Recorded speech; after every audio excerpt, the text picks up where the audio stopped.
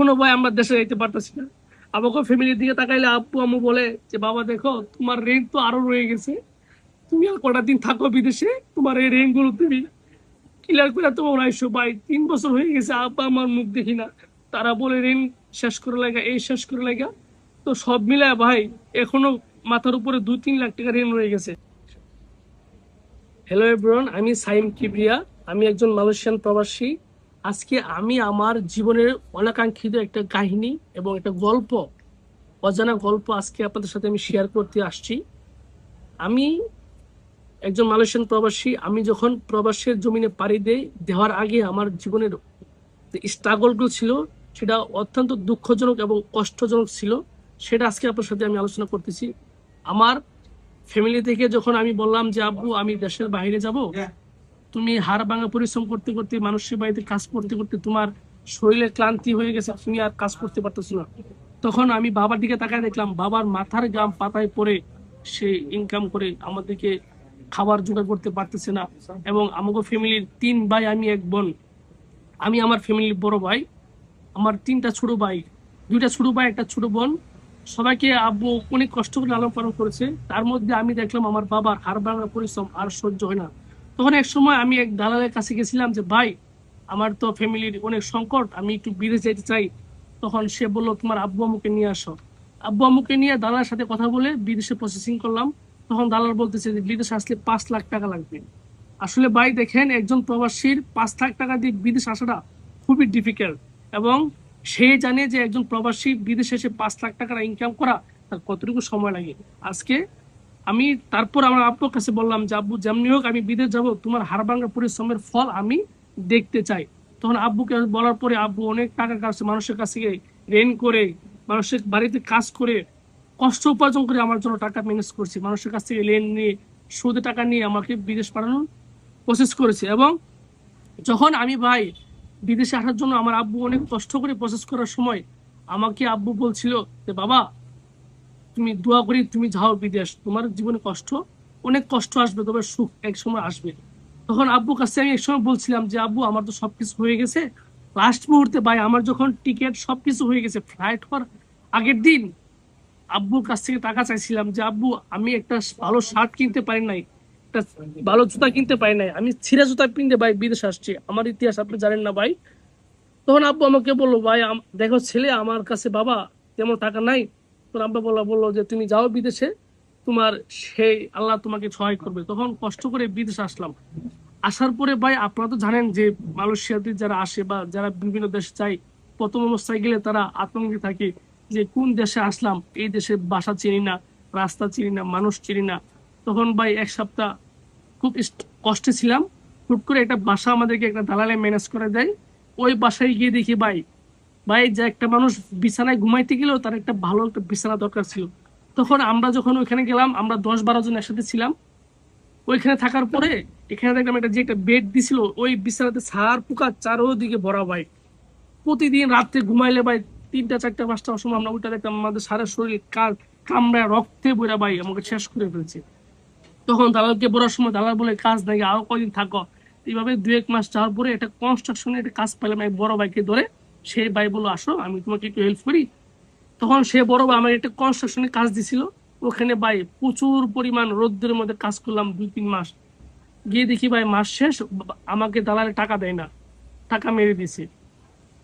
ওই কষ্টে ভাই কি করুম কাজ পাই না, আবার 10-15 দিন বাসায় বসে রইলাম, কাজ পাচ্ছি না। তখন আরেকটা ভাই বাঙালি ভাইয়ের কাছে বললাম যে ভাই আমার তো কাজ দেয়, আমাকে একটা কাজ ম্যানেজ করে দিন। তারপর অনেক খোঁজাখুঁজি পরে আমরা এই মালয়েশিয়া কোয়ালালামপুরে বকির বিন থেকে ভিআইপি পিঠা করে আমার একটা কাজ দিছে একটা ভাই, পরিচিত ভাই। সে বাংলাদেশি। সে বলছে তুমি এখানে আসো, এখানে আসে তোমার সাথে কথা বলে দেই, তুমি এখানে কাজ করে কিছু টাকা ইনকাম করতে পারবা। তখন ভাই লাইফে অনেক স্ট্রাগল করে লাস্ট মুহূর্তে আমরা কোনো উপায় না দেখি আমাকে এক ভাই এখানে দিয়ে গেছিল। তখন ভাই এখানে আসলাম কাজ করার জন্য। এখানে আসা দেখি বিভিন্ন ঝামেলা এবং প্রচুর হাত পরিমাণ কাজ।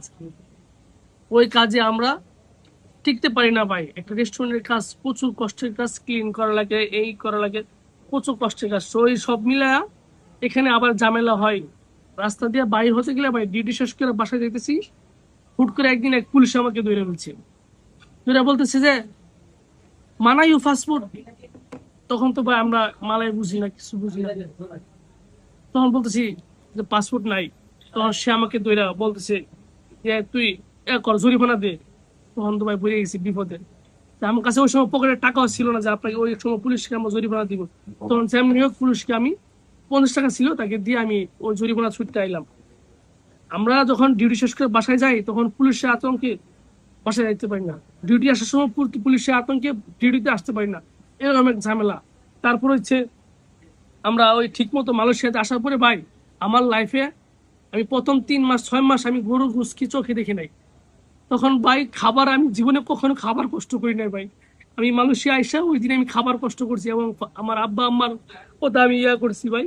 খাবার যে কি পরিমাণ কষ্ট, একজন প্রবাসী জানে যে খাবার ভাই সারাদিন ডিউটি করে এসে বাসায় রান্না করতে হয়। প্রচুর পরিমাণে কষ্ট করছি, খাবার পাই নাই। চাল থাকলে ডাল থাকছিল না। এক জায়গায় তরকারি আমরা রান্না করছি সবাই মিলা, ওই তরকারি তো লবণ হইলে জাল হইতো না, জাল হইলে লবণ হইতো না, প্রচুর পরিমাণে কষ্ট করছি। তো আমাকে জীবনের ভাই প্রবাসী জীবনের কষ্ট কেউ বুঝে না। তারপরে দেখেন আমরা আসছি আজকে 3 বছর হয়ে গেছে, এখনো ভাই আমরা দেশে যাইতে পারতেছি না। আমাকে ফ্যামিলির দিকে তাকাইলে আব্বু আম্মু বলে যে বাবা দেখো তোমার রেন্ট তো আরো রয়ে গেছে, তুমি আর কটা দিন থাকো বিদেশে, তোমার এই রেন্ট গুলো তুমি ক্লিয়ার করে তোমার আইসো। ভাই 3 বছর হয়ে গেছে আব্বা আমার মুখ দেখি না। তারা বলে ঋণ শেষ করে লাগা, এই শেষ করে লাগা। তো সব মিলায় ভাই এখনো মাথার উপরে 2-3 লাখ টাকা ঋণ রয়ে গেছে।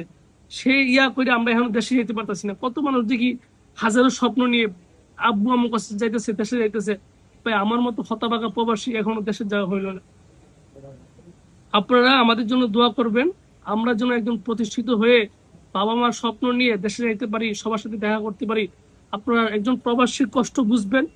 আসলে আমরা জীবনে কষ্ট ছাড়া সুখ কখনো দেখি নাই ভাই, জীবনে কষ্ট ছাড়া সুখ কখনো দেখি নাই। আপনাদের কাছে আমরা অনুরোধ এবং সাহায্য করতেছি। আমরা যখন দেখি কত প্রবাসী হাজারো কষ্ট করে যখন দেশে যায়, তার লাকেজ চুরি হয়ে যায়, লাকেজ ভাঙা জায়গা ভাই, এসব কি ভাই মানা যায়? এত কষ্ট করে পরিশ্রম করে দেখেন ভাই, হাত পাত আমরা পুরাই ফেলছি কাজ করে, এই রোদে লড়ে কাজ করে মাথায় আঘাত পাইছি ভাই। এই কাজ করে টাকা ইনকাম করি, দিন শেষে যখন আমরা দেশে যাই আমাদের টাকা পয়সা সব নিয়ে যায় এয়ারপোর্ট থেকে ভাই। এই জিনিসটা আমরা আপনারা কাছে আমরা জানাই, আপনারা এইসব দেখবেন যেন আমরা ভবিষ্যতে দেশে আসলে আমাদের কষ্ট না হয়। এবং আপনাদের জন্য আমরা দোয়া করি ভাই। বিদেশ মানেই কষ্ট।